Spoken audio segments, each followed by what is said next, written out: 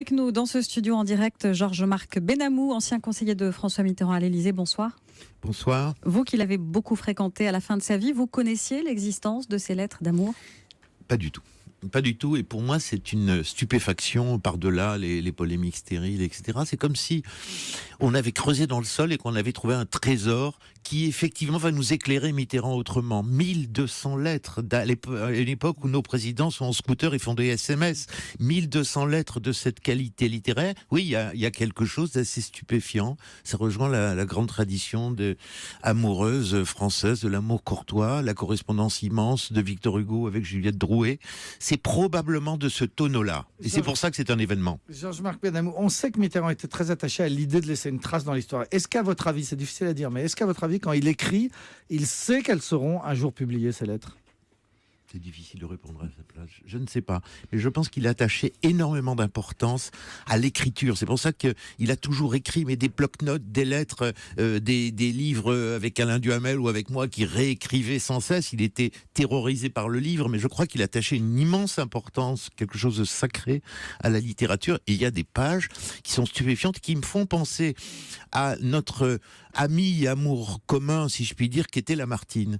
Et Lamartine, on a toujours pensé que c'était un poète désuet qu'on apprenait à l'école, mais moi j'ai une passion pour Lamartine grâce à Mitterrand, et je raconte dans mon dernier livre à quel point Lamartine, le poète romantique français, est important, et c'est un homme lamartinien qu'on retrouve dans ces quelques lettres. Dans votre dernier livre, il s'appelle « Dites-leur que je ne suis pas le diable », et c'est une phrase que Mitterrand vous avait dit. Il fallait dire aux générations futures qu'il n'était pas un diable, et là on découvre que c'était un romantique. Moi, c'est le Mitterrand que j'aime, c'est le Mitterrand politique, c'est le Mitterrand avec qui je passais du temps à parler des femmes, de littérature, mais c'est le Mitterrand que je retrouve dans ses lettres. C'est pas celui des portraits méchants qu'on en faisait, d'un Florentin, d'un personnage froid. J'ai aimé passionnément ce poète romantique, c'est celui que je décris aussi dans mon livre. C'est pour ça qu'il y a une jonction. Moi, je trouve que c'est un éclairage, et Jérôme Garcin a raison de le dire dans l'Obs, c'est un Mitterrand nouveau qui va changer le regard qu'on a sur lui. Vous avez raison. Et à votre avis, pourquoi Anne Pinjot a-t-elle décidé de publier ces lettres, elle qui a toujours voulu rester dans l'ombre ?